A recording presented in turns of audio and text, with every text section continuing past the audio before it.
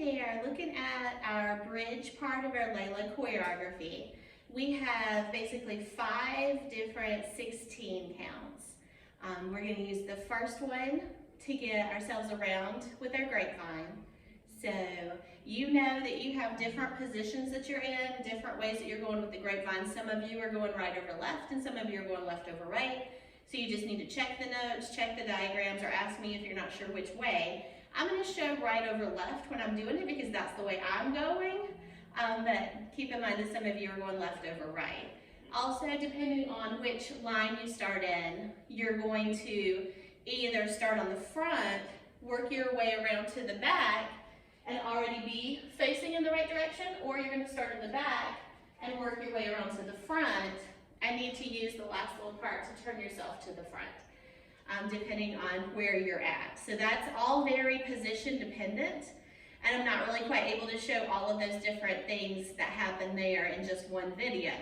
But you're going to use your grapevine to get to your new position, just switching out your line, and then the first 8 counts of the next 16. So that was 16 counts to get you in position in the new line, but we're kind of like all mushy.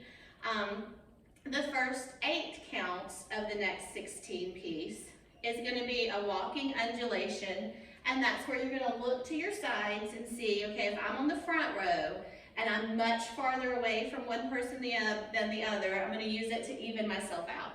If I'm on the back row, I'm going to be using it to find my window. So that walking undulation, just doing a roll down on toes and either going in place if somehow you ended up in the perfect position, or moving right or left. Once we've done that 8 count, the finishing out that 16 is going to be to do a big hip circle for 4 and then 2 little hip circles for the other 4. So if we're thinking of it in terms of a count, our walking undulations would be 1, 2, 3, 4, 5, 6, 7, 8. Our hip circle 1, 2, 3, 4. Little ones 5, 6, 7, 8. Now you've got another way to fudge yourself, and this one will work more for getting the rows closer together because you don't want to be miles away from each other. Our Mayas, the front row is probably not going to want to go forward with them at all, except if you're on the ends and you're not really in line with the middle people. The back row is going to be the one that's probably going to need to use these to move forward. So we're going right, left, right, roll it up, left, right, left, roll it up.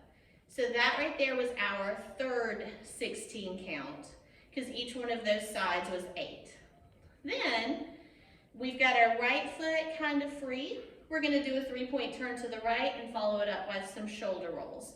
To give a little emphasis, we can kind of brush our hair as we're going, and with that arm that's in the direction of which way we're going. 1, 2, 3, 4, 5, 6, 7, 8. Back the other way. 1, 2, 3, 4, 5, 6, 7, 8. And then the last thing that's going to just get us solidly into our position is some double camels. So we're going to go right, left, right, left. And those can be used to take up that distance between the lines or to get yourself situated a little bit better sideways, either way. Or they can just go in place if you're already in the right position. So let's see what that looks like.